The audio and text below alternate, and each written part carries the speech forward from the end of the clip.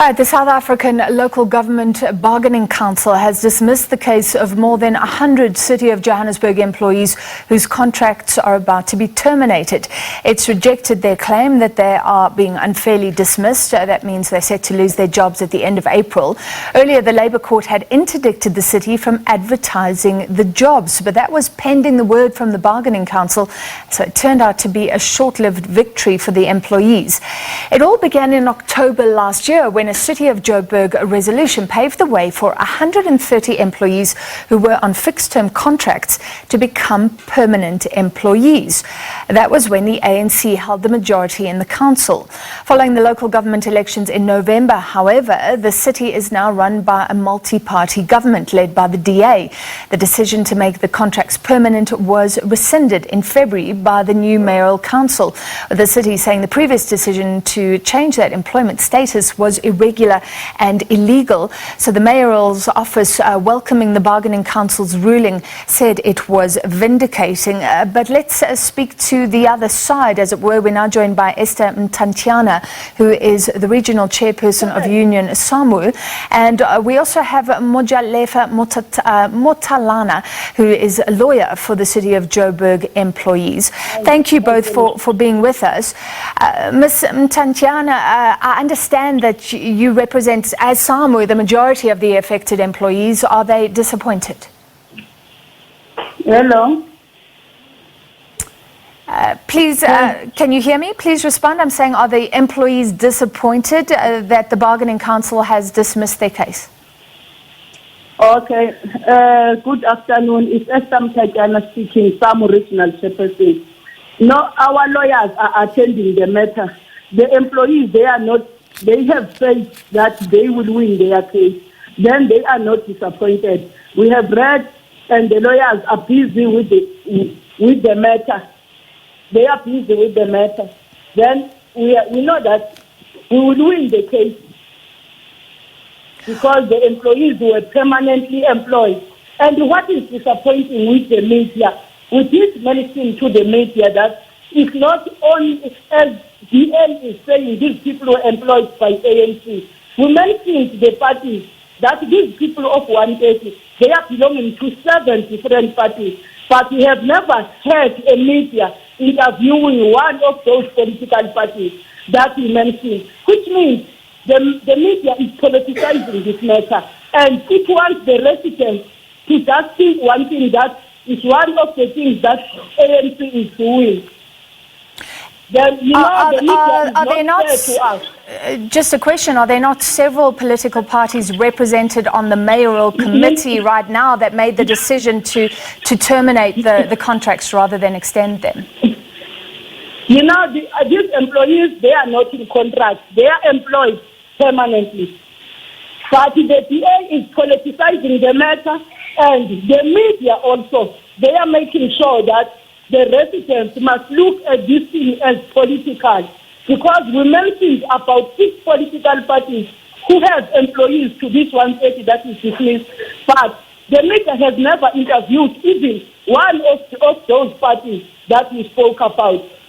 For example, we mentioned AIC, we mentioned IFT, we mentioned ESF, all those people, they have never been interviewed because the media wants one thing and one thing for sure, that the people, they must say, this is the wrongdoing of ANC. Why in all these 130, it's not the members of the ANC. They were the employees of the City of Johannesburg. All right. I cannot speak for every. I cannot speak for every show on this channel, but what you have mentioned, that these people were linked to various parties, has been mentioned on our show specifically in the past. I can tell you that. You said that lawyers are dealing with this, and we do have the lawyer Mojalefa Motalane on Zoom with us. Mr. Motalane, is this the end of the road, or like SAMU says, are they going to fight, and can this decision be overturned in court, do you believe? Hi, afternoon, Francis. In fact, we're not really certain where even this discussion emanates.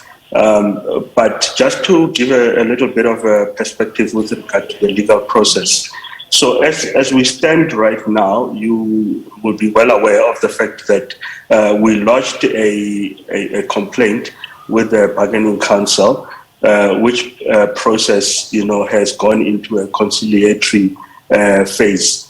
Now, we learned yesterday that the commissioner who was responsible for that hearing of the conciliatory process, has issued a directive indicating that they do not have jurisdiction of the matter because the matter relates to a process that it has not occurred yet. But unfortunately, what has transpired up to this point is the fact that it appears that the bargaining council has in fact misdirected itself by making a determination regarding an outcome that in fact has not materialized.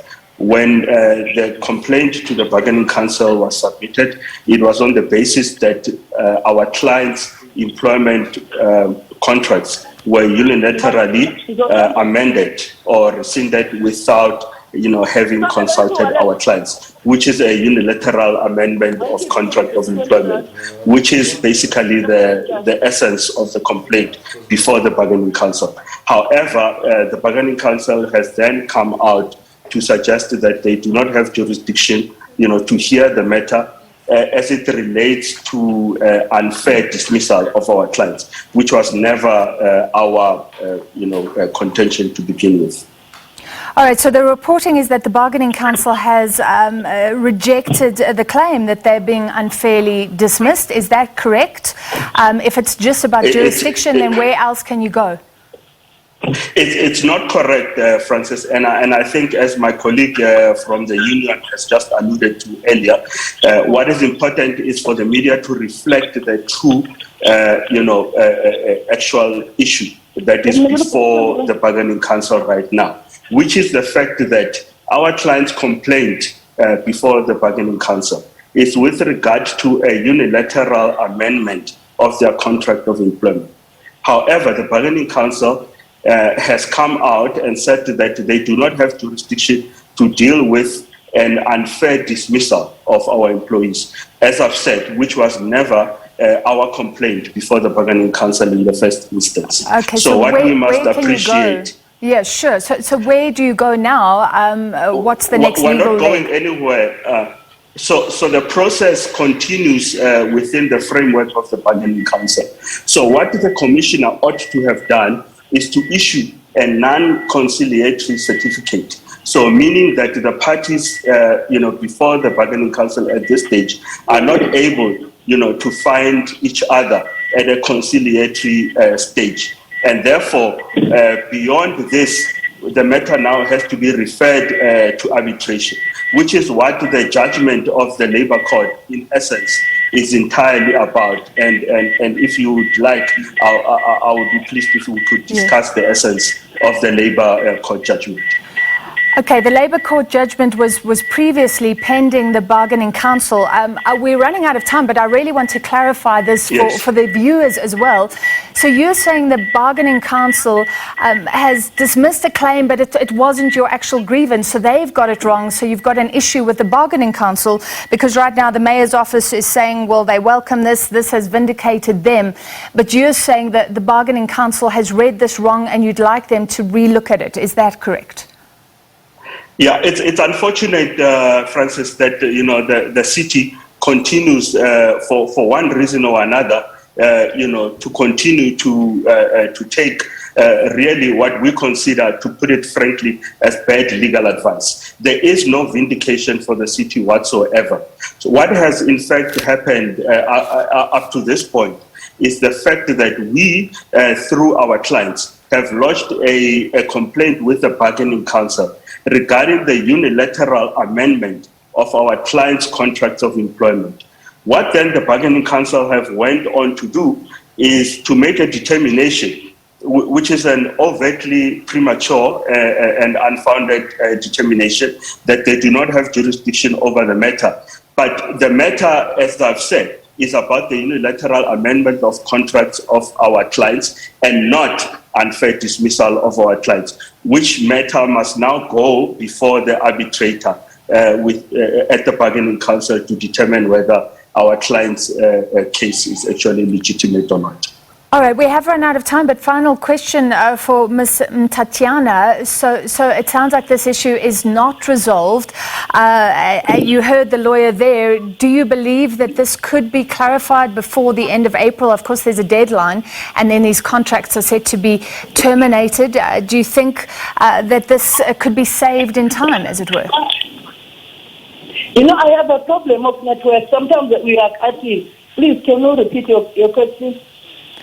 All right, I'm sorry if there's poor sound quality. Do you think there could be a resolution? Do you think that the jobs could be saved before the end of April? I understand that is when the contracts will be terminated.